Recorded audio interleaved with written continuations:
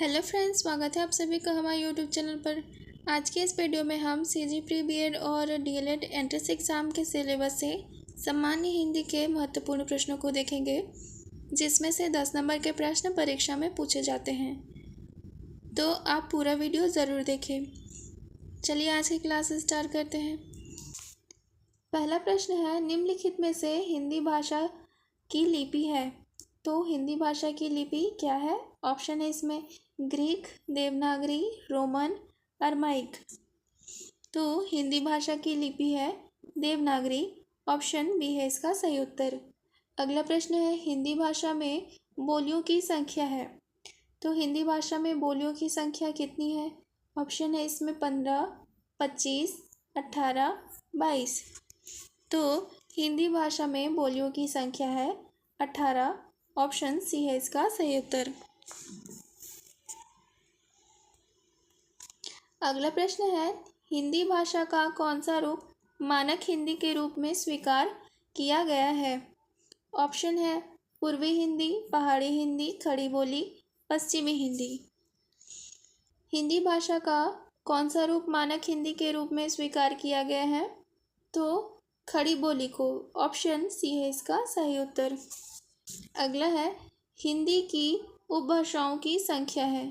तो हिंदी की उपभाषाओं की संख्या कितनी है? ऑप्शन है 8, 13, 7, 5।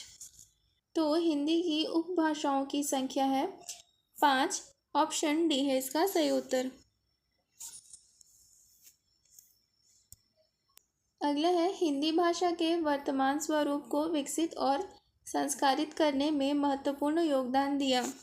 किन्होंने दिया?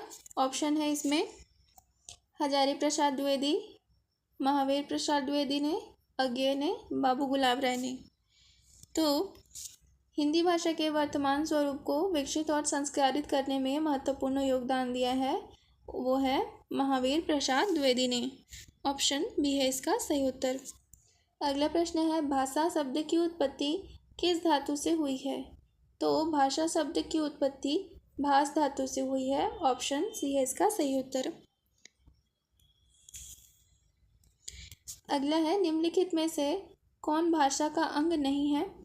तो कौन सा भाषा का अंग नहीं है? ऑप्शन है शब्द, ध्वनि, वाक्य, लेख।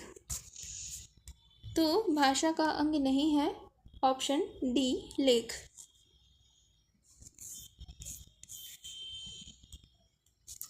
अगला है, भाषा की मूलभूत इकाई कौन सी है?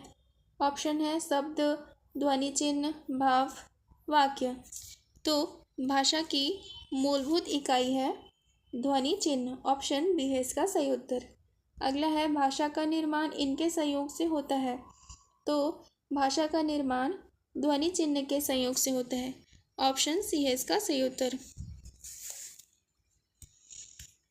अगला है, आधुनिक भारतीय भाषाओं का विकास किस भाषा से हुआ है? ऑप्शन है सौरसेनी, मागधी, प्राकृत, अपभ्रंश। तो आधुनिक भारतीय भाषाओं का विकास अपभ्रंश भाषा से हुआ है। ऑप्शन डी है इसका सही उत्तर। अगला है, देवनागरी लिपि का विकास किस लिपि से हुआ है? ऑप्शन है ब्राह्मी, खरोष्ठी, सिंधु, अपभ्रंश। तो देवनागरी लिपि का विकास ब्राह्मी लिपि से हुआ है। ऑप्शन ए है इसका सही उत्तर। अगला प्रश्न है, मानक हिंदी में पश्चिमी हिंदी की किन ध्वनियों का लोप हो गया है? ऑप्शन है द्वित्व, मूल, एकल, संयुक्त। तो मानक हिंदी में पश्चिमी हिंदी की द्वित्व ध्वनियों का लोप हो गया है। ऑप्शन ए है इसका सही उत्तर। अगला है, व्याकरण और वर्तनी की दृष्टि से शुद्ध भाषा कहलाती है। ऑप्शन है साहित्यिक भाषा, प्रांजल भाषा, व्याकरणिक भाषा या फिर मानक भाषा। तो व्याकरण और वर्तनी की दृष्टि से शुद्ध भाषा कहलाती है मानक भाषा। ऑप्शन डी है इसका सही उत्तर। अगला प्रश्न है, आज संचार माध्यमों में हिंदी भाषा के किस रूप का प्रयोग होता है? ऑप्शन है टकसाली, पश्चिमी, मानक, आमफहम। तो आज संचार माध्यमों में हिंदी भाषा के मानक रूप का प्रयोग होता है। ऑप्शन सी है इसका सही उत्तर। अगला है ड का उच्चारण स्थान होता है। तो ड का उच्चारण स्थान क्या होता है? ऑप्शन है नासिक्य, कंठोष्ठ्य, मूर्धन्य, कंठ तालव्य। तो ड का उच्चारण स्थान होता है नासिक्य। ऑप्शन ए है इसका सही उत्तर। अगला प्रश्न है संघ की भाषा हिंदी और लिपि देवनागरी होगी, यह संविधान के किस अनुच्छेद में कहा गया?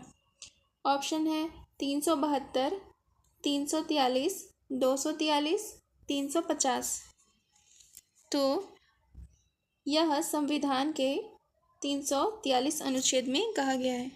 ऑप्शन बी है इसका सही उत्तर। अगला है हिंदी दिवस किस तिथि को मनाया जाता है?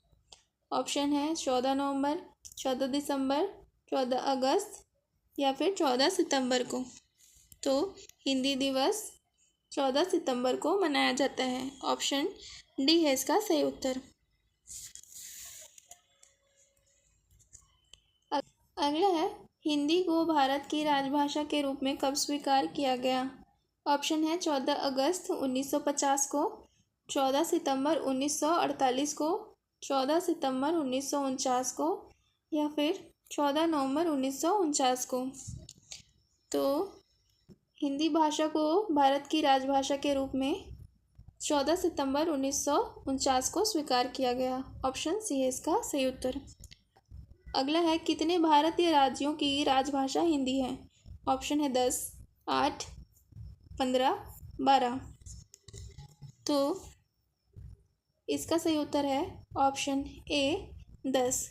10 भारतीय राज्यों की राजभाषा हिंदी है। अगला है अपभ्रंश भाषा का विकास इससे हुआ है। तो अपभ्रंश भाषा का विकास किससे हुआ है? ऑप्शन है ब्राह्मी से, लोक भाषा से, प्राकृत से, संस्कृत से।